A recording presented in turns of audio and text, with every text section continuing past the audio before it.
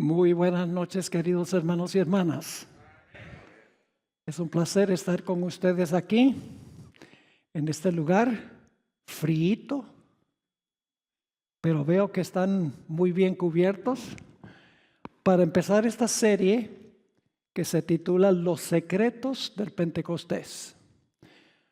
Todos los 12 temas que vamos a tener tienen que ver con el derramamiento del Espíritu Santo en el día del Pentecostés.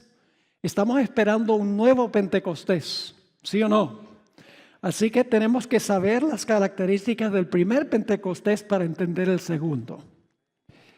Quiero agradecerle al pastor Manrique y a su equipo por la obra de preparación que han hecho para este ciclo de conferencias. Han trabajado arduamente, preparando todo, el personal, el lugar, para que esta serie pueda tener éxito. Muchas gracias a la iglesia de Oakland, las otras iglesias involucradas, por el esfuerzo que han hecho para el éxito de esta serie de conferencias. Ahora, esta noche el título de nuestro tema es La cruz y el fuego.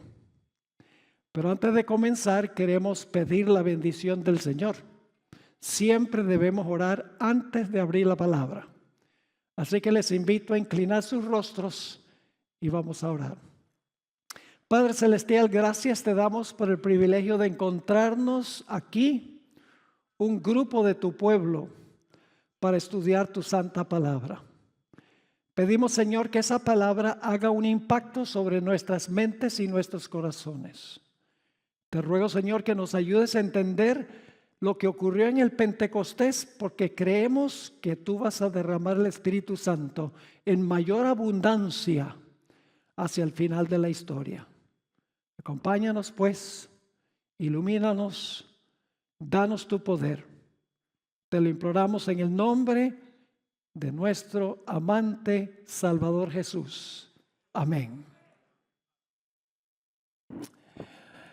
Hay un vínculo indisoluble entre el sacrificio de Cristo y el fuego que cayó en el día del Pentecostés. No se pueden separar. Ahora, cuando pensamos del Pentecostés, generalmente nos enfocamos en lo que pasó en la tierra. Sabemos que se vieron lenguas de fuego, hubo un recio viento. Y todos los presentes empezaron a hablar en idiomas que nunca habían conocido antes. Eso es lo que la mayoría de la gente conoce cuando hablan del Pentecostés. Pero vamos a encontrar en nuestro estudio que el evento importante en el día del Pentecostés no ocurrió en la tierra, sino en el cielo. Y lo que sucedió en la tierra sencillamente fue un anuncio terrenal de un evento muy importante que ocurrió en el santuario celestial. Ahora, hay un fenómeno muy interesante, y es que en el sistema de sacrificios del Antiguo Testamento, cuando se ofrecía el sacrificio, Dios mostraba su aceptación del sacrificio, su aprobación del sacrificio, lloviendo fuego para consumir el sacrificio. Es decir, había una conexión entre el fuego celestial y el sacrificio que era consumido por ese fuego. Quiero darles varios ejemplos del Antiguo Testamento de esta conexión entre el sacrificio y el fuego. El primer ejemplo lo tenemos en el libro de Génesis, la historia de Caín y Abel. Conocemos la historia. Dios les dijo a Caín y Abel que trajeran una ofrenda de los frutos de la tierra y que trajeran también un animal para sacrificarlo. Caín trajo los frutos solamente, pero Abel trajo los frutos de la tierra y también un animal para sacrificar. Y Dios mostró su aprobación del sacrificio de Abel y rechazó el sacrificio o la ofrenda de Caín. ¿Cómo mostró Dios que aceptaba el sacrificio de Abel y rechazaba el sacrificio de Caín? El relato bíblico no lo dice, pero a la luz del espíritu de profecía y a la luz de otros ejemplos del Antiguo Testamento, sabemos que la forma en que Dios mostró que aceptaba el sacrificio de Abel es que Dios llovió fuego del cielo para consumir el sacrificio de Abel y no mandó fuego del cielo para consumir el sacrificio de Caín.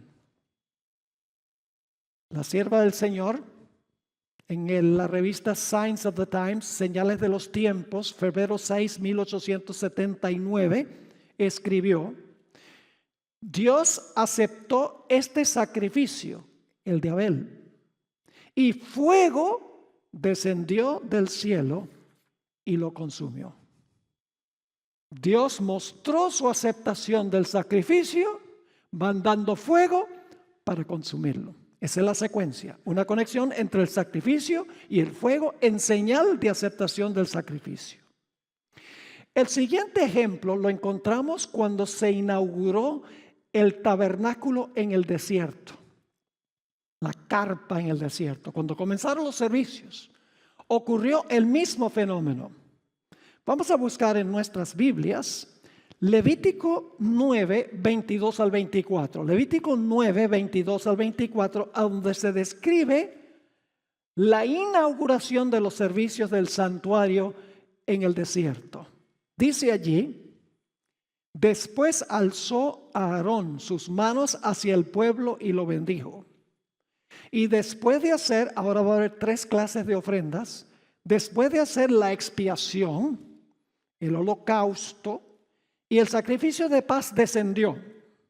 Y entraron Moisés y Aarón en el tabernáculo de reunión y salieron y bendijeron al pueblo. Y la gloria de Jehová se apareció a todo el pueblo. Ahora fíjense cómo Dios demostró que aceptó el sacrificio o los sacrificios que se colocaron sobre el altar. Versículo 24. Y salió fuego de delante de Jehová y consumió el holocausto con las grosuras sobre el altar, y viéndolo todo el pueblo, alabaron y se postraron sobre sus rostros. ¿Cómo mostró Dios que aceptaba el sacrificio? Lloviendo fuego del cielo para consumir el sacrificio. El siguiente ejemplo lo tenemos del periodo de la monarquía hebrea. Vayan a Primera de Crónicas 21 y el versículo 26. Primera de Crónicas 21 y el versículo 26. Aquí David ofrece un sacrificio en la era de Ornán Jebuseo, un personaje del Antiguo Testamento. David levanta un altar, coloca el sacrificio y fíjense cómo Dios demostró su aceptación del sacrificio. Dice allí en Primera de Crónicas 21, 26: y edificó allí David un altar a Jehová, en el que ofreció holocaustos y ofrendas de paz, e invocó a Jehová, quien le respondió. ¿Cómo le respondió? Quien le respondió por fuego desde los cielos en el altar del holocausto. Sacrificio, fuego en señal de aceptación del sacrificio. El siguiente ejemplo lo conseguimos en 2 de Crónicas 7:1. 2 de Crónicas 7 y el versículo 1. Es cuando se inauguró el templo construido por Salomón. Noten que no dije el templo de Salomón. No era el templo de Salomón, era el templo de Jehová. El arca de Noé no era el arca de Noé, era el arca de Jehová, construida por Noé. Tal vez están diciendo, pastor, muy legalista, pero tenemos que ser exactos. Cuando Salomón terminó de construir el templo, ofreció sacrificios y Dios demostró su aceptación de la misma manera otra vez. Noten 2 de Crónicas 7 y el versículo 1. Cuando Salomón acabó de orar, descendió fuego de los cielos y consumió el holocausto y las víctimas, y la gloria de Jehová llenó la casa. ¿Cómo demostró Dios que aceptó los sacrificios? lloviendo fuego para consumir los sacrificios. El último ejemplo que le voy a dar del Antiguo Testamento fue en el tiempo de los profetas, específicamente el profeta Elías en el Monte Carmelo. Ustedes conocen la historia. Los profetas de Baal colocaron sacrificios, clamaron a Dios. No hubo fuego. Dios no aceptaba esos sacrificios. Pero Elías oró después de colocar los sacrificios sobre el altar, y Dios demostró su aceptación lloviendo fuego del cielo. Vamos a leerlo en Primera de Reyes 18:38. Primera de Reyes 18 y el versículo 38 dice: entonces cayó fuego de Jehová y consumió el holocausto, la leña, las piedras y el polvo, y aún lamió el agua que estaba en la zanja. Viéndolo todo el pueblo, se postraron y dijeron: Jehová es el Dios, Jehová es el Dios. ¿Cómo demostraba Dios que aceptaba un sacrificio? Lloviendo fuego del cielo para consumir el sacrificio.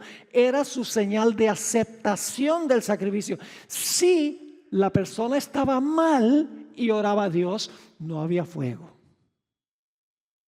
Ahora vamos a notar un simbolismo del Antiguo Testamento que enseña la misma lección. Ya no es sacrificio y fuego.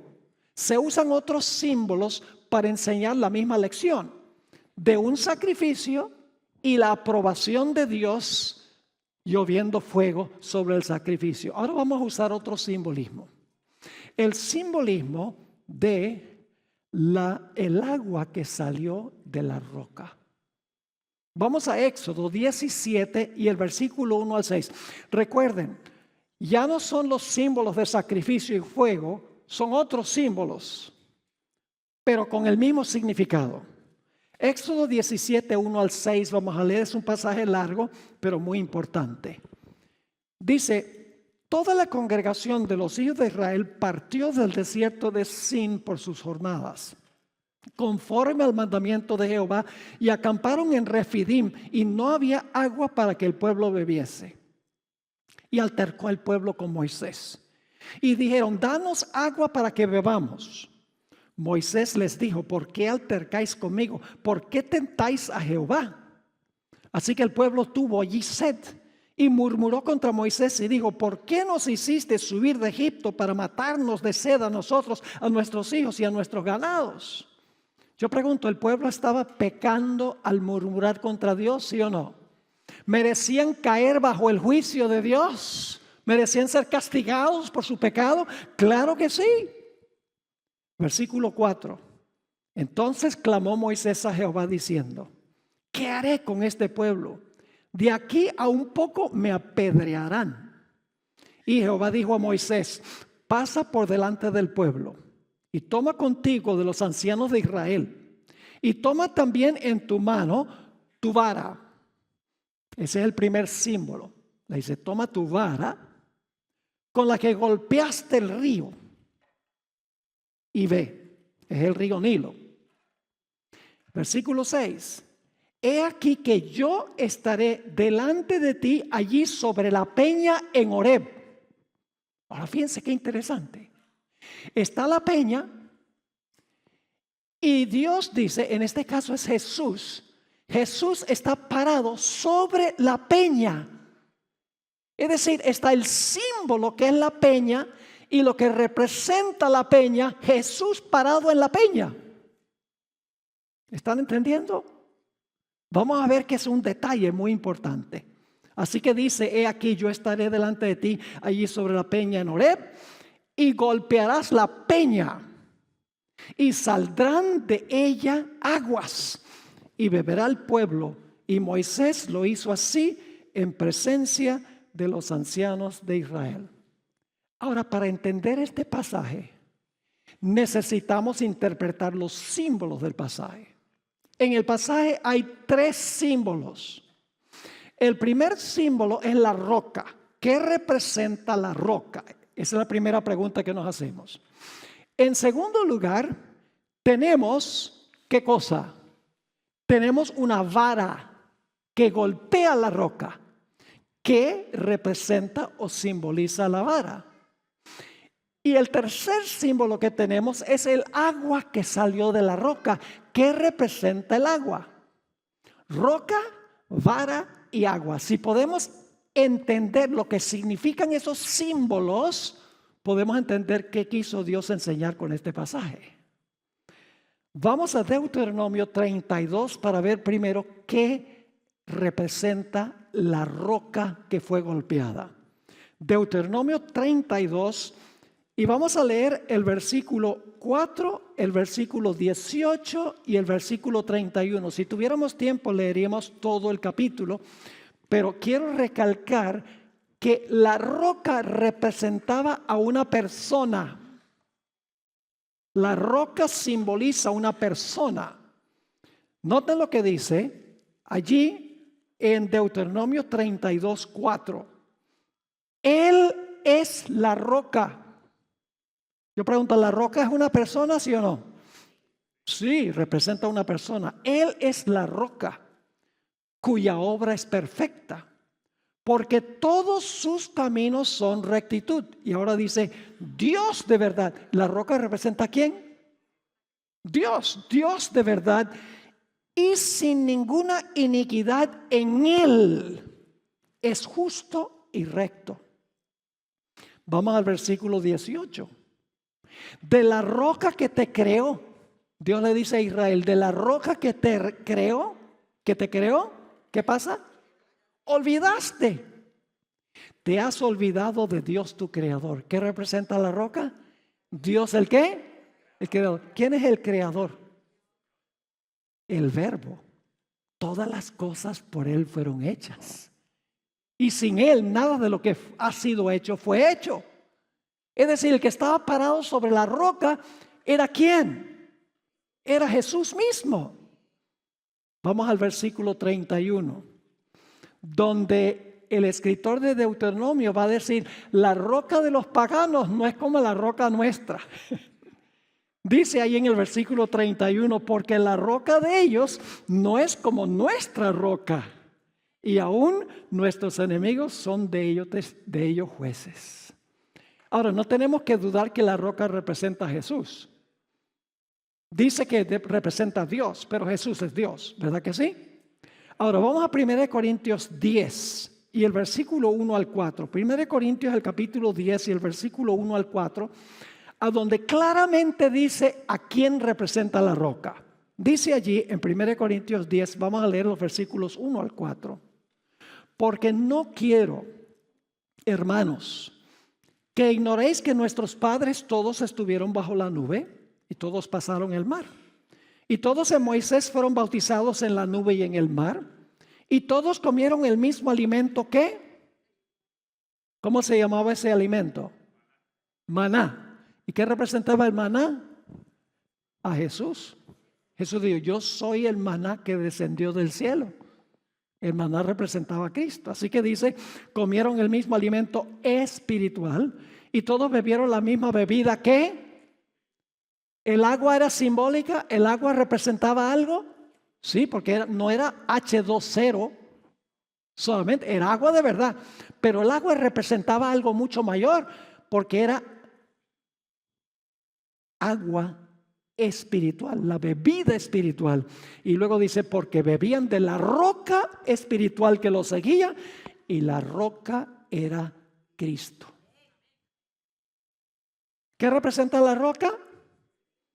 A Cristo. Pero ¿qué representa la vara? La vara también es simbólica.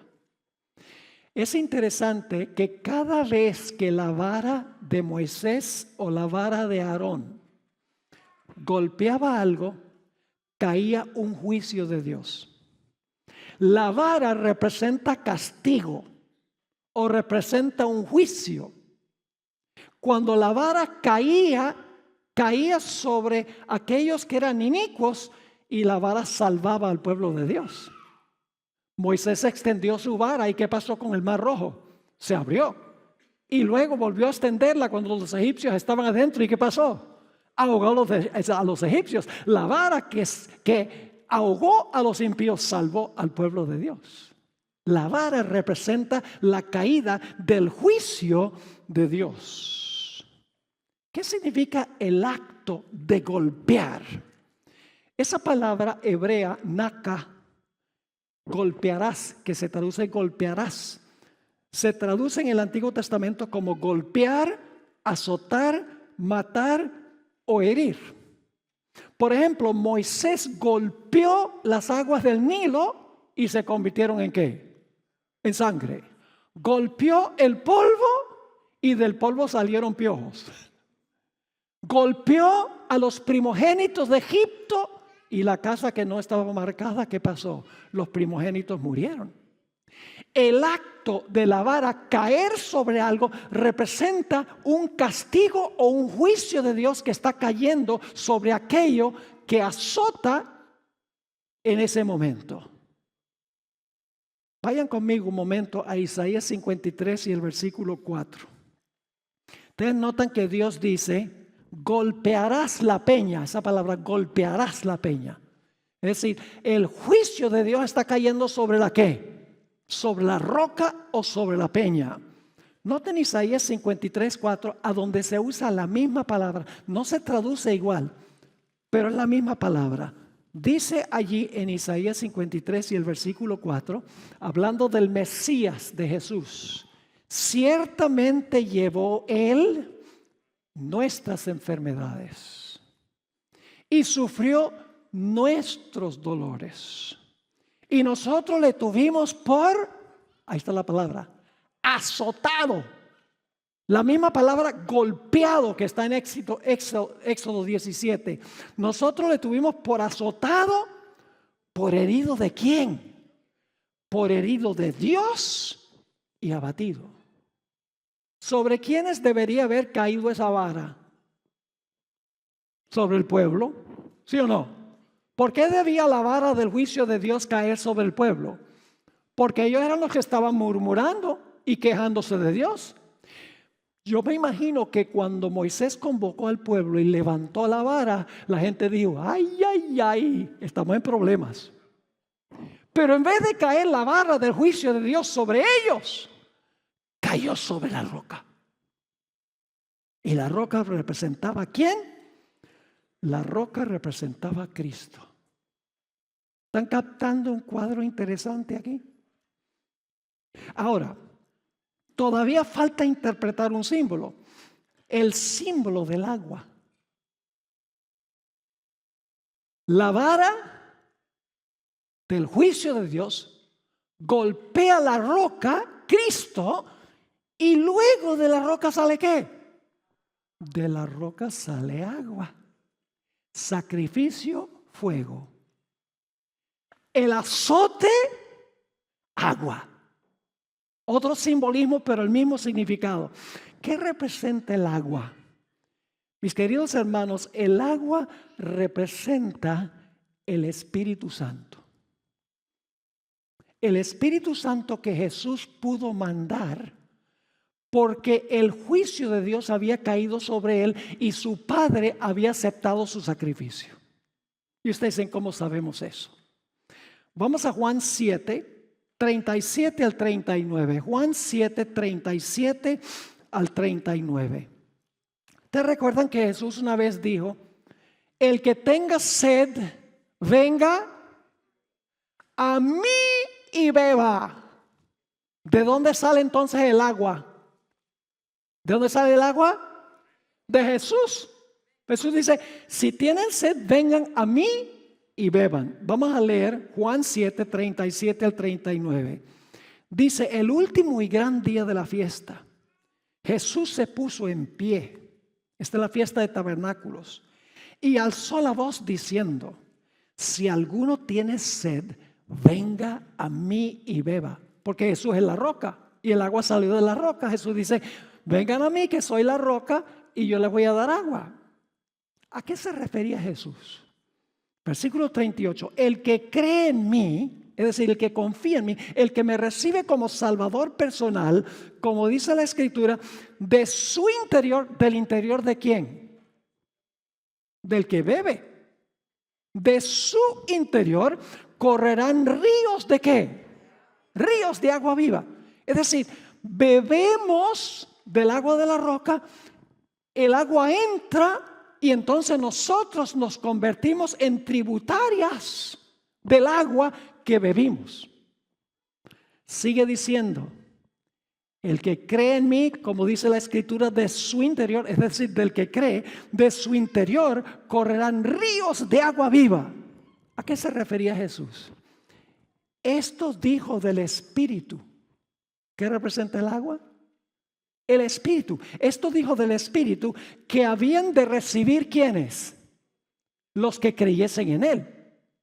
¿Qué significa beber el agua? Creer en Jesús.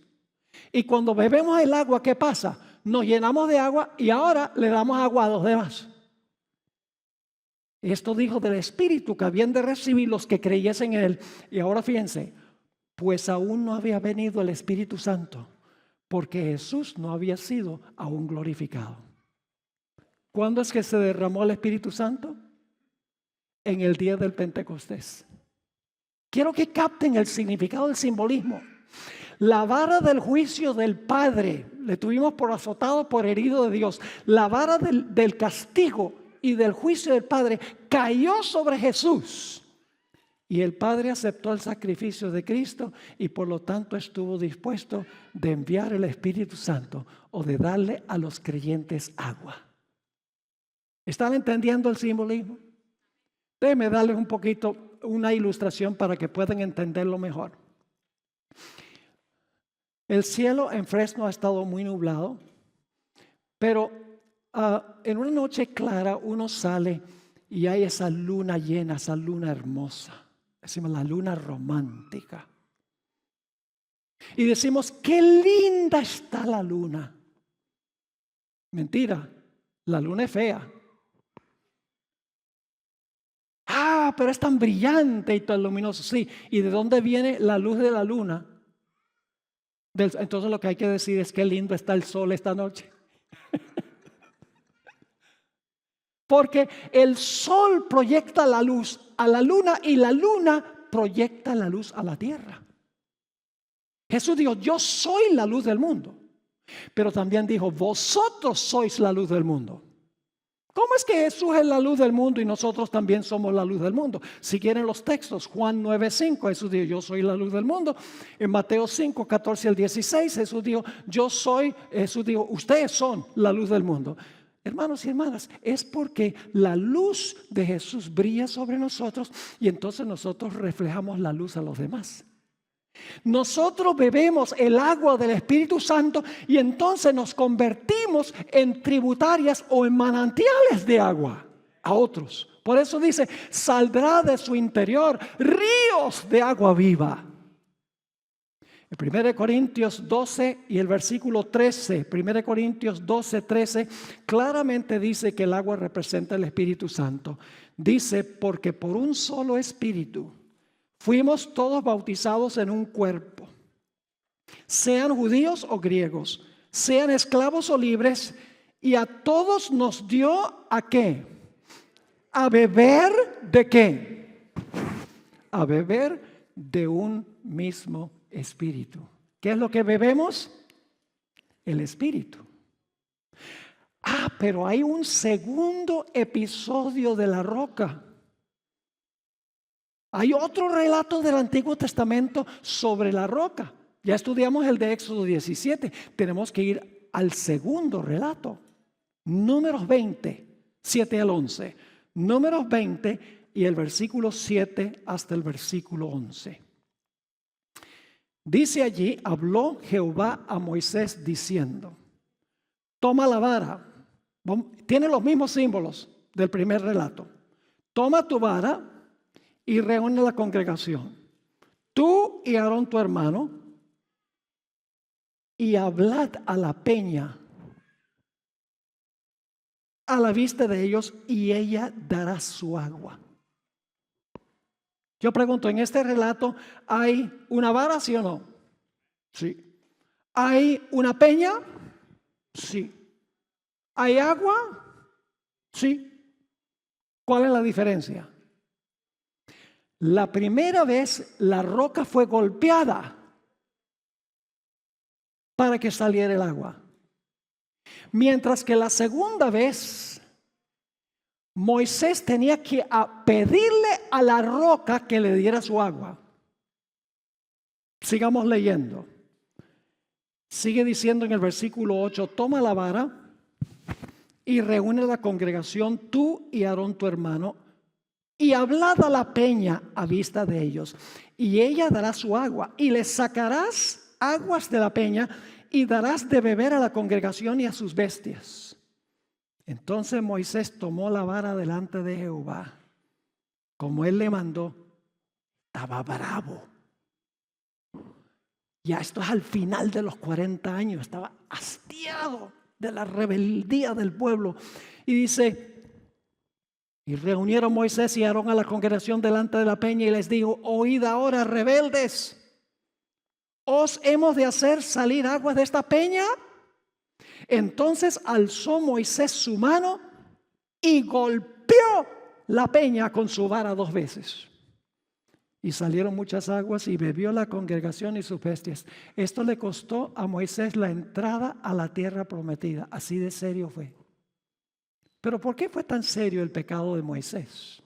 Decimos, bueno, porque fue desobediencia. Pero fue un castigo drástico. Quiero leerles una cita que encontramos en el libro Patriarcas y Profetas, página 442, de por qué fue tan serio el pecado de Moisés. Dice allí, Patriarcas y Profetas 4:42, por su acto temerario, Moisés restó fuerza a la lección que Dios se proponía enseñar. Siendo la roca un símbolo de Cristo, había sido herido una vez, la primera vez, cuando la roca fue golpeada. Había sido herido una vez, como Cristo había de ser ofrecido una vez. La segunda vez bastaba hablar a la roca, así como ahora solo tenemos que pedir las bendiciones en el nombre de Jesús. Al herir la roca por segunda vez se destruyó el significado de esta bella figura de Cristo. Si queremos el Espíritu Santo hoy, ¿Cristo tiene que morir de nuevo? ¿Tiene que ofrecerse el sacrificio para que venga el fuego hoy? ¿Hay que golpear la roca de nuevo para que salga agua? No.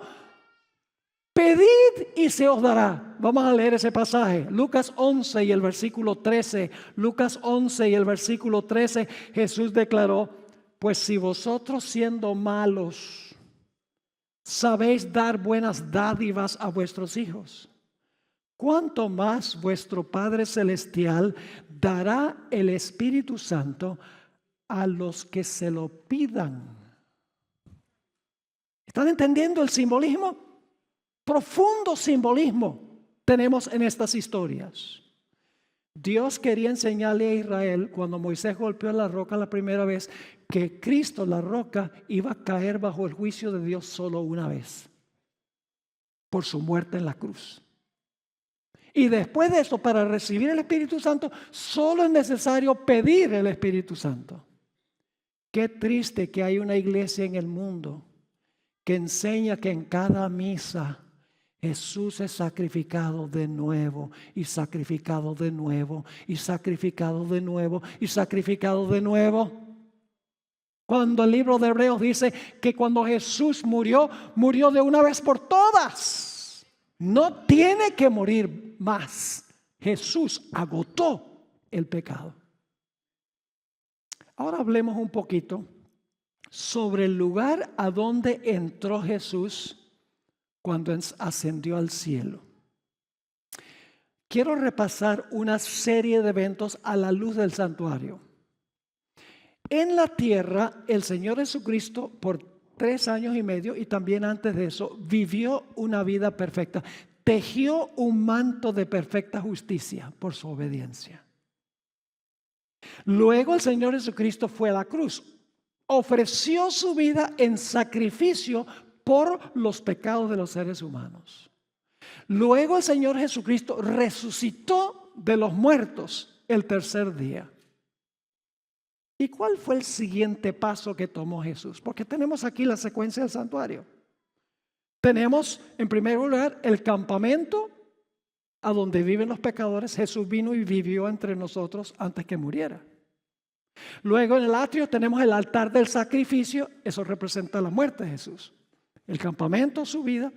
El altar, su muerte. Y luego el lavacro representa su resurrección. Se llama el lavacro de la regeneración. ¿A dónde esperaríamos que Cristo iba a entrar después de eso? Después de su resurrección. ¿Cuál es el próximo lugar a donde ministraba el sacerdote en el santuario? En el lugar santo del santuario. Esperaríamos que Cristo iba a entrar al lugar santo del santuario. Muchos eruditos, inclusive lamentablemente algunos adventistas, enseñan que Cristo entró directamente al lugar santísimo cuando ascendió al cielo. Pero eso no cuadra con la evidencia bíblica. La evidencia bíblica es que Jesús entró al lugar santo para comenzar su obra intercesora cuando ascendió al cielo. Vamos a Apocalipsis. Apocalipsis el capítulo 4. Vamos a mirar esto desde una perspectiva profética. Apocalipsis el capítulo 4. Les voy a dar un poquito de trasfondo. En Apocalipsis el capítulo 4 hay un personaje sentado en un trono. Ese personaje es Dios el Padre. En medio del trono hay 4 seres vivientes que representan querubines y serafines, los guardianes del trono de Dios. Y alrededor del trono hay 24 ancianos que son los representantes de los mundos que nunca pecaron. Es decir, está el gran concilio celestial ahí, está sentado el Padre en su trono, están los querubines y serafines, están los representantes de los mundos que nunca pecaron, pero en el capítulo 4 no está la hueste angélica. Y tampoco en el capítulo 4 aparece Jesús. Todos los himnos son en honor al Padre que está sentado en el trono. Y uno dice, bueno, ¿a dónde estaba la hueste angélica? ¿A dónde estaba Jesús en el capítulo 4? Pues la respuesta es que la hueste angélica se había venido a la tierra a recoger a Jesús para llevárselo al cielo. Después de su resurrección, 40 días después de su resurrección. Ahora, quiero que noten un detalle muy interesante. Apocalipsis 4 y el versículo 5. Apocalipsis 4 y el versículo 5. Dice, y del trono salían relámpagos y truenos y voces. Ahora escuchen esto. Y delante del trono ardían ¿qué? ¿Qué ardían? 7 lámparas de fuego. 7 lámparas de fuego. Las cuales son ¿qué cosa? Los 7 espíritus de Dios. No hay 7 Espíritus Santos. Hay un solo Espíritu Santo. Y ese Espíritu Santo es el que se derramó en el día del Pentecostés. ¿Por qué 7? Porque 7 significa plenitud. Estaba presente el Espíritu Santo en su plenitud allí, donde estaba sentado en el trono Dios el Padre. Pero ahora quiero que noten algo muy interesante. Cuando llegamos al capítulo 5 de Apocalipsis, ahora de repente llega toda la hueste angélica. Todos los ángeles ahora están alrededor del trono. Miles de miles y miles que no estaban en el capítulo 4. Y no solo están ellos, sino que también se presenta Cristo como Cordero inmolado delante de el que está sentado en el trono, delante del Padre. Se presenta con todas sus heridas, como el Cordero. El Cordero representa a Cristo Jesús. Y luego quiero que noten que cuando Jesús se presenta, mostrando las señales en su cuerpo de su muerte en la cruz, en el capítulo 5 y el versículo 6 nos dice algo en cuanto a los 7 espíritus. En el capítulo 4, los 7 espíritus están ¿dónde? Los 7 espíritus están en el cielo, donde está el trono. Pero ahora algo va a pasar con los 7 espíritus. Dice en el capítulo 5 y el versículo 6, y miré y vi que en medio del trono y de los 4 seres vivientes y en medio de los ancianos estaba en pie un ¿qué? Un cordero como inmolado. Jesús estaba regresando del campo de batalla y tenía las heridas, pero volvió vivo. Así que dice, un cordero como inmolado, que tenía 7 cuernos y 7 ojos, los cuales son los 7 espíritus de Dios. Y ahora viene este detalle: 7 espíritus de Dios, ¿cómo? Enviados por medio de la tierra. En el capítulo 4 están allá. En el capítulo 5, cuando Jesús se presenta como cordero inmolado, ¿qué pasa? Los 7 espíritus son enviados a la tierra. La plenitud del Espíritu Santo es enviado a la tierra.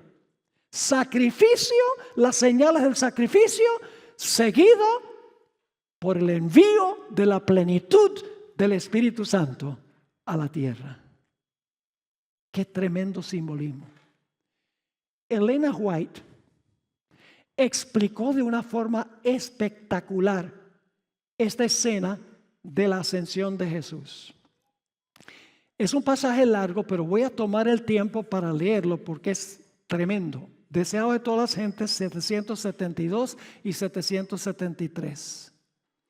Todo el cielo estaba esperando para dar la bienvenida al Salvador a los atrios celestiales. Mientras ascendía, iba adelante, y la multitud de cautivos liberados en ocasión de su resurrección le seguía. Son los que resucitaron con él. La hueste celestial, con aclamaciones de alabanza y canto celestial, acompañaba al gozoso séquito. ¿Ve que todos los ángeles están ascendiendo con Jesús? Por eso no estaban en el capítulo 4.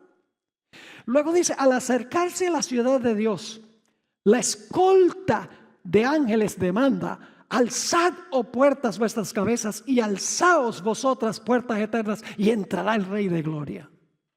Gozosamente los centinelas de gloria, de guardia, responden: ¿quién es este Rey de gloria? Dicen esto no porque no sepan quién es, sino porque quieren oír la respuesta de sublime loor: Jehová el fuerte y valiente, Jehová el poderoso en batalla, porque viene del campo de batalla. Alzado puertas vuestras cabezas, y alzaos vosotras, puertas eternas, y entrará el Rey de gloria. Vuelve a oírse otra vez: ¿quién es este Rey de gloria? Porque los ángeles no se cansan nunca de oír ensalzar su nombre.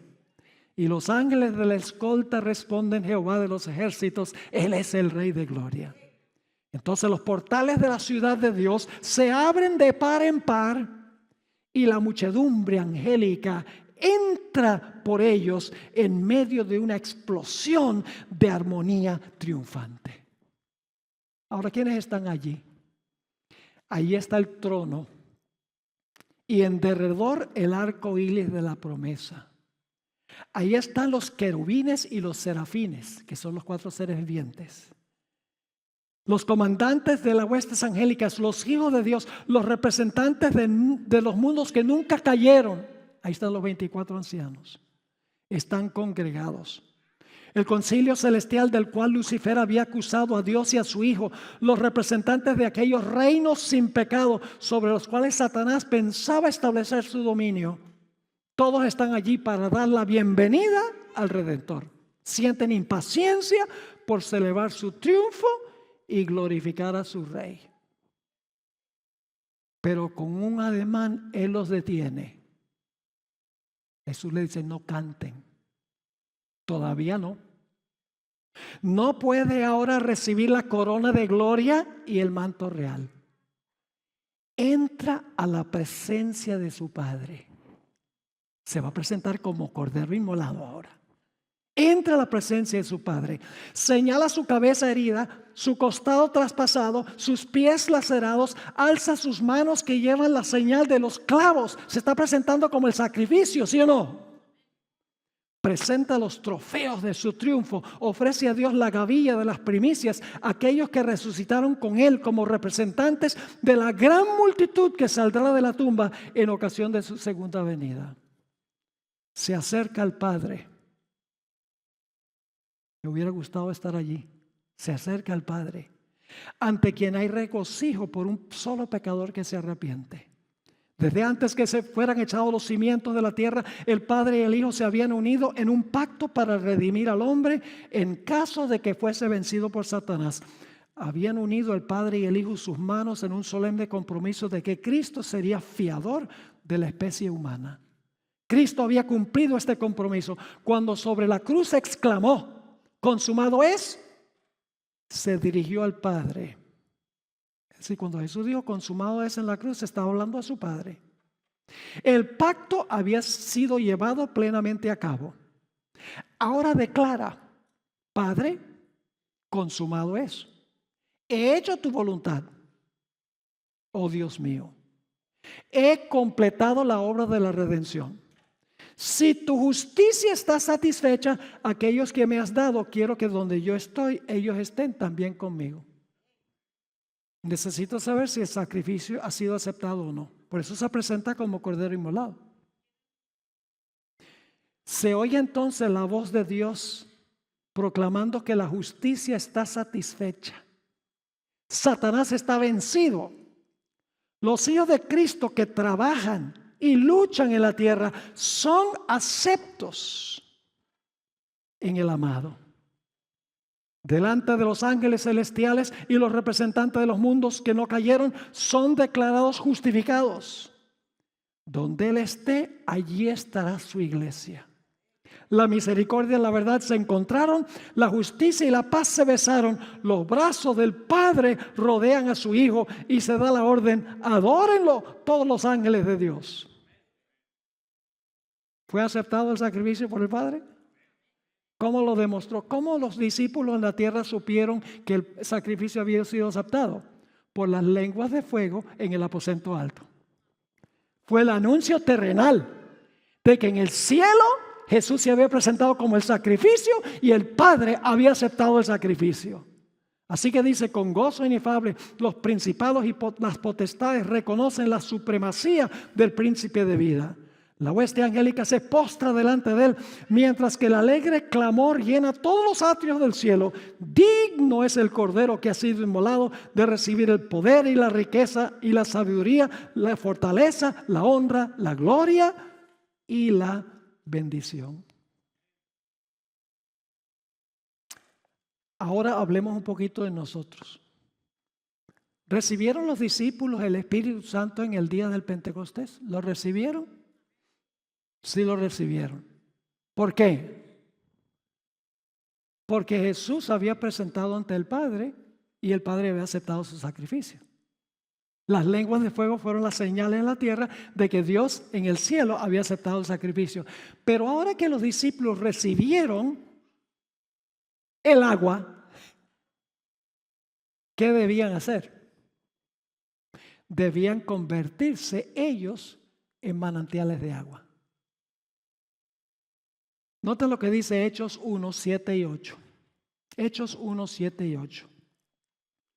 Y les dijo: no os toca a vosotros saber, está hablando a sus discípulos, los tiempos o las sazones que el Padre puso en su sola potestad, pero recibiréis poder. ¿Cuándo recibieron el poder? ¿Cuándo lo recibieron? En el día del Pentecostés. Ahí fue que cayó el fuego. Recibiréis poder cuando haya venido sobre vosotros el Espíritu Santo. Y ahora fíjense, ¿qué pasa cuando se recibe el poder? ¿Y qué? Me seréis testigos en Jerusalén, en toda Judea, en Samaria y hasta lo último de la tierra. Bebieron el agua para dar el agua. ¿Saben cuál es la señal? La mayor señal de que una persona en verdad ama a Jesús y está convertida: el intenso deseo de salvar a otros. Termino con esta historia. Una historia muy bien conocida. Es la historia de la mujer samaritana. Ustedes la conocen, no voy a ampliar tanto los detalles. Jesús estaba de visita en Samaria.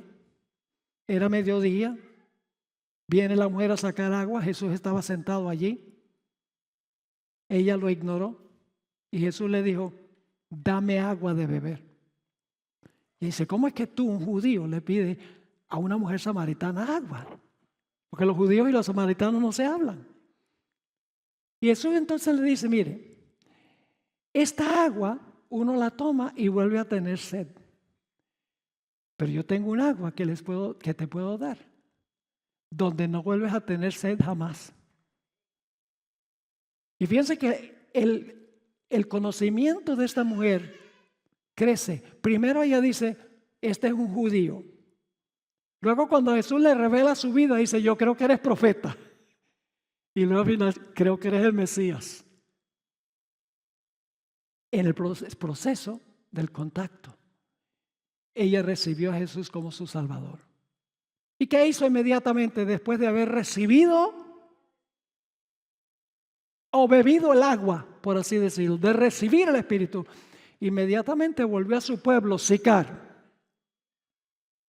Y fue de puerta en puerta, ya no tenía vergüenza. Fue a sacar agua a mediodía, porque nadie va a sacar agua a mediodía. Había tenido 5 hombres en su vida, y con el que vivía no era su esposo. Era una mujer medio inmoral, o inmoral y media, podríamos decir. Y ahora no tiene vergüenza, va de puerta en puerta. He hallado al Mesías, he hallado al Mesías, he hallado al Mesías. Y la gente dice, ¿qué? Sí, vengan. Y la mujer, con todo el pueblo de Sicar, ahora van a donde está Jesús. Y lo interesante es que mientras tanto Jesús está solo allí, y de repente llegan los discípulos, porque Jesús los había mandado a buscar provisiones, a buscar comida. Y ellos dicen, te hemos traído la comida. Jesús dice, mi comida y mi bebida es hacer la voluntad de mi Padre y acabar su obra. Y ellos, torpes como eran durante el ministerio de Jesús, dicen, bueno, tal vez alguien le trajo algo de comer. Y luego Jesús apunta y dice, ustedes dicen que hay 4 meses hasta la cosecha. No. Miren, los campos están blancos, listos para la cosecha. Si leen el deseo de todas las gentes, Jesús no estaba apuntando a campos de trigo que estaban maduros. Jesús estaba apuntando hacia esta mujer que venía con todo el pueblo de Sicar para oír las palabras de Jesús. Ella se había convertido en misionera. En Juan 4 y el versículo 13 y 14 dice, respondió Jesús y le dijo, cualquiera que bebiere de esta agua volverá a tener sed, mas el que bebiere del agua que yo le daré no tendrá sed jamás. Escuchen ahora bien, sino que el agua que yo le daré será en él una fuente. El agua que Cristo da se convierte en nosotros en una ¿qué? En una fuente, sino que el agua que yo daré será una fuente de agua que salte para vida eterna. En el libro Ministerio de Curación, termino con esto, páginas 69 y 70, encontramos las siguientes palabras.